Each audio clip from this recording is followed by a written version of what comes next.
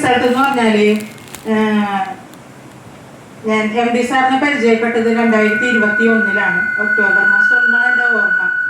അങ്ങനെ ഒരു ദിവസം ഞാൻ ഹോം ഷോപ്പ് എടുക്കാൻ വേണ്ടി തൃശ്ശൂർ ദാസ് ഹോട്ടലിൽ ചെല്ലുമ്പോൾ നമ്മുടെ MD സാർ അവിടെ ഇരിപ്പുണ്ടായിരുന്നു.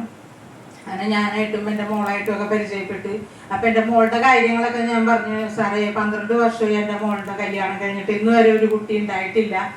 ഭയങ്കര വിഷമത്തോടുകൊണ്ട് ഞാൻ സാറിനോട് കാര്യങ്ങളൊക്കെ പറഞ്ഞു. സാറ് കുറച്ച് പ്രോഡക്റ്റുകളൊക്കെ എഴുതി തന്നു.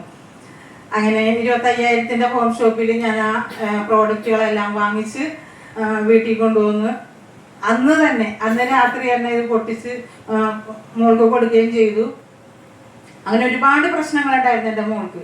എന്ന് പറഞ്ഞാൽ PCOD തകരാറ്, പിന്നെ സ്ത്രീ ഹോർമോൺ ഇല്ല, പുരുഷ ഹോർമോൺ തന്നെയായിരുന്നു.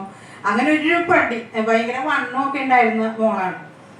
അങ്ങനെ ഇത് കഴിച്ച് കഴിഞ്ഞിട്ട് ഒരുപാട് മാറ്റങ്ങൾ എൻ്റെ മോൾക്ക് എൻ്റെ ബോഡിയിൽ വന്ന് അതെല്ലാം കഴിഞ്ഞതിന് ശേഷം ഒരു വർഷത്തോളം കഴിച്ചു തോന്നുന്നുണ്ട് ഇത്രയും പ്രോഡക്റ്റുകളൊക്കെ. അങ്ങനെ ഞങ്ങൾ പാലാരിവട്ടം മെഡിക്കൽ സെന്ററിൽ വെറുതെ ഒന്ന് ചികിത്സയ്ക്ക് പോയതാണ്. അപ്പൊ പറഞ്ഞു മോളുടെ ശരീരമൊക്കെ നോർമലായിട്ടുണ്ട്, പിന്നെ എന്തെങ്കിലും ചെയ്തു കഴിഞ്ഞാൽ. അങ്ങനെ ഒരു മാസം അവിടുത്തെ മരുന്നും കഴിച്ചു. പിറ്റേ മാസം പറഞ്ഞു മോള് ഗർഭിണിയാണെന്ന്. ഇപ്പൊ എന്താണിത്, ഞാനിപ്പോ ഹൈലോണിന്റെ നമ്മുടെ പ്രോഡക്റ്റ് സംസാരിക്കുന്ന പ്രോഡക്റ്റാണ്.